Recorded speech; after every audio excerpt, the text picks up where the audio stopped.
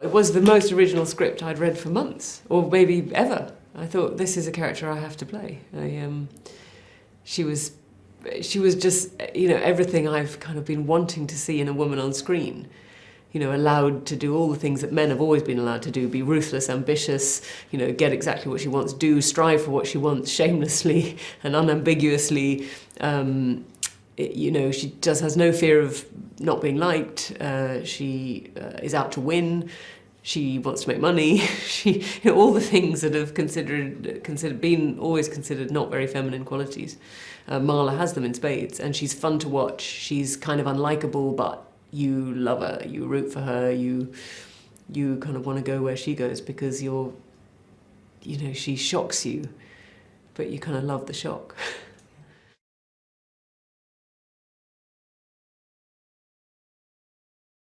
The tone of this film is very specific, and it required actors who all got it. It requires, in fact, every department to get it. It's a kind of black comedy. It's a satire. It's a satire on the America that we see now. It has moments of being very, very funny, but it has to always sort of tread that line of truth while kind of hovering maybe slightly off the ground. It's a very specific tone. It's a very cool tone. It's a very kind of iconic tone if we get it right. It has its own unique quality, and that is... I knew from when I first read the script that if the tone wasn't nailed, the whole film wouldn't work. And as soon as we hit day one, I knew that the cinematographer got it. The production designer got it. Jay, of course, he's written it. He knows exactly what he wants. And it is the tone that I had in my head when I first read the script. It's irreverent, it's dark, it's committed, it's funny, it's idiosyncratic, it's kind of quite rude at times. It's very, very specific.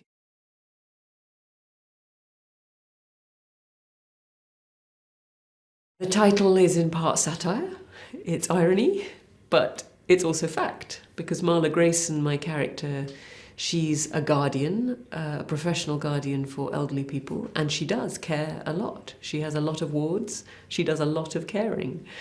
But it's also, I think, a satire on, perhaps the kind of the virtue signalling that we see everywhere at the moment of people who are desperate to show us how much they care about everything.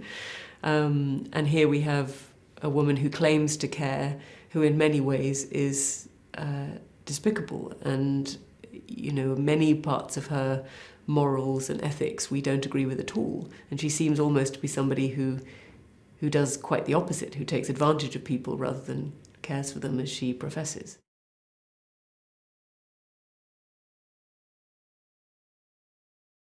The underwater filming world is just quite another thing. And again, it's a chance to see this character and see her give her all. And I think that's the exciting thing about Marla, is that she never gives up. She will fight to the death, and she wants to win, And you don't see that very often in female characters. And, fighting for your life underwater, it's adrenalizing, it's fun, it's you're out of your element. You're in an element that you can't survive in.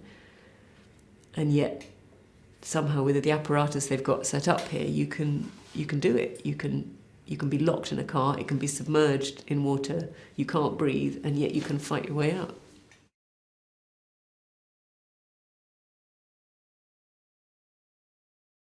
Marla Greyson, the one person in her life who she truly loves, is Fran, her wife.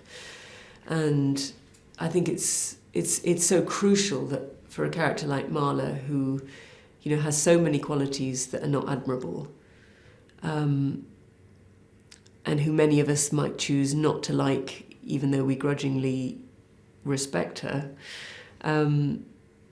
it's nice to see that even people who do the worst things are loved, and love back. And I think Marla, loves fiercely and in a very, very real way, and Fran is the one thing she cares about in life. And we needed somebody who Marla could show her vulnerability with, I suppose, because this is a woman who doesn't expose her vulnerability to anyone except to Fran.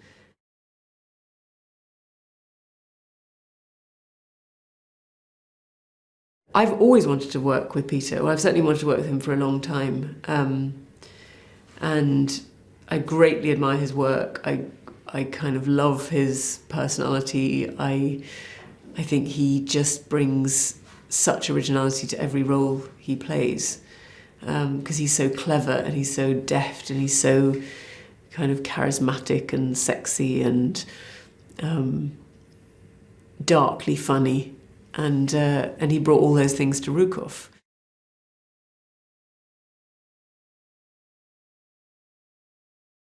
Dianne Wiest,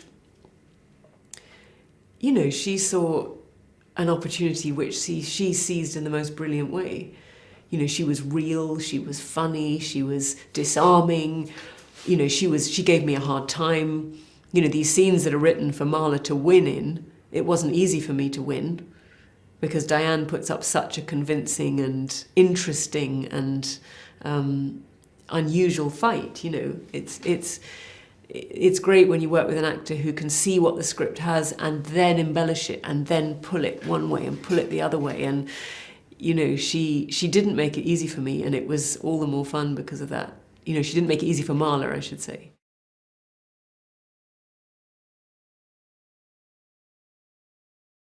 I think Jay is someone who is meant to direct his own words. You know, he has such a specific, you know, bold, fierce use of language, and it's a joy for actors, and therefore it's a joy for actors to be directed by the person who wrote that. And he's such a cinephile, and he knows exactly what he wants, and knows how to, more importantly, I suppose, knows how to execute the tone that the piece needs. Knows that the visual punch alongside the performances is what's going to sell the whole thing, and is going to get the tone that we were speaking about before. Jay is he's a very calm person, and that's not to say that he's not fiercely passionate. He is, but he maintains an equilibrium and a calm. The crew really respects him and likes him. He's got tremendously specific and certain taste. And he'll only go again if he needs something different, and he knows exactly what he's looking for. And he's also got the edit in his mind all the time. He's got tremendous respect for people, and it's really nice. The crew loved him, and that makes for a very positive atmosphere on set, because people who are working long hours, doing difficult stuff, they want to get it done because they like him so much.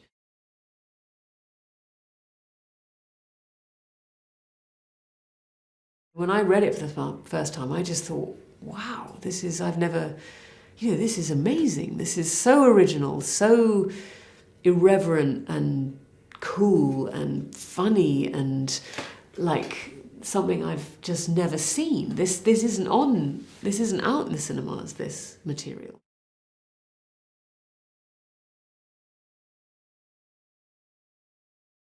I just want people to have a fun ride with this film. I want people to kind of be giddy with excitement at the appalling nature of what they're witnessing, but also what a good time they're having watching it. That's what I want people to feel. Jay is giving you the right in this film to love what you shouldn't, to kind of get into what you know you should disapprove of, and to relish what you know you should despise. And I love that. I love the kind of world turned on its head, and the way you root for people that you shouldn't, and the way you like people who you should turn away from. And then the way that the characters surprise you. I think that's also very cool. I am a fucking lioness.